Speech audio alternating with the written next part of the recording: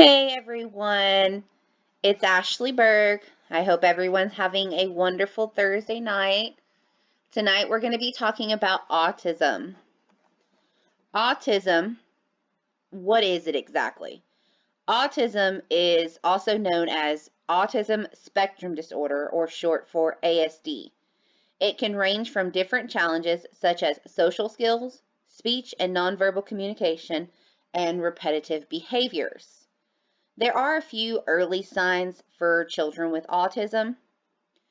They're known as, some are that they prefer to play alone rather than in groups.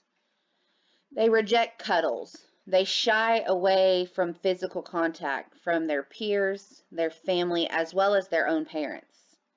They also have sleep problems, and that's not necessarily just they don't sleep. That sometimes can mean they sleep odd hours. They sleep typically when other children want to be up and playing. There are three different types of autism.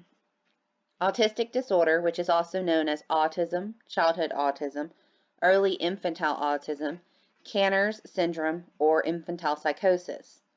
There's also Asperger's syndrome, which is also known as Asperger's disorder or simply just Asperger's. And then there's pervasive developmental disorder, also known as PDD or atypical autism. Tonight, I'm going to touch base on Asperger's syndrome, and I'd like everyone to meet my nephew. His name is Benjamin. We call him JJ, or he will correct you. He likes to be called Ben, and if you call him other things like JJ, which is what we are all used to calling him, he won't respond to you. He has Asperger's syndrome, and with Asperger's, children, they tend to be socially more awkward.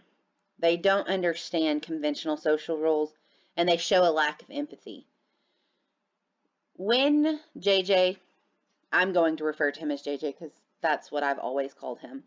When JJ was growing up, we could tell he was a little bit different than other children. However, we've never treated him any differently. He does not show any type of, I guess you could say, it's not necessarily empathy, but he doesn't have that companionship with any of us. He doesn't hug us. You might get a handshake from him, but most of the time he does not. He does not like to be touched. He's very socially awkward when it comes to certain situations. He also has a tendency to say things that most 15-year-old kids wouldn't say.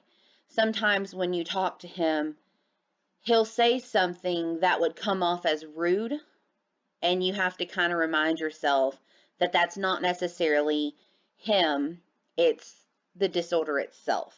But like I said, we've never treated him differently. We love him. He's my first nephew, and he's growing up super quickly. Makes me feel a little old, which is a little scary. So there's different characteristics to autism. Now, when we had to do our fact sheet, we had to list 10 to 15, and with autism, there's a wide variety of characteristics, and not every child will show every characteristic. Some different ones that are more commonly seen is they avoid eye contact. They're not comfortable making eye contact with children or adults. They also have a tendency to act without actually thinking about what could happen next. Like I said, they do shy away from physical contact, but at the same time, they have a hard time understanding personal space. They'll get right in your face, and they won't understand that that's not appropriate at certain times. They also have a difficulty dealing with change to routine. They like a routine. They like to be, eat this time, go to school, go to lunch, stuff like that. So when that changes, it's difficult for children with autism. Here's some autism facts. Of course, this is from 2012 to 2014.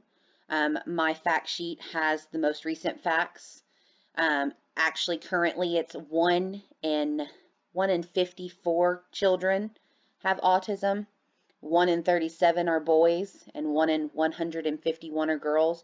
So it does show that boys are more frequent to showing the signs of autism and having autism. but you do see from 2012 to 2014 that there was a 30% increase, and it is still increasing. Autism Awareness Day was April 2nd this year. That's a World Autism Day. What people do is they'll wear a blue ribbon to show support for autism awareness. Not only do we have an Autism Awareness Day, we actually have an Autism Awareness Month, which is actually the month of April. What happens during the month of April is they do different types of activities for children with autism to be able to participate.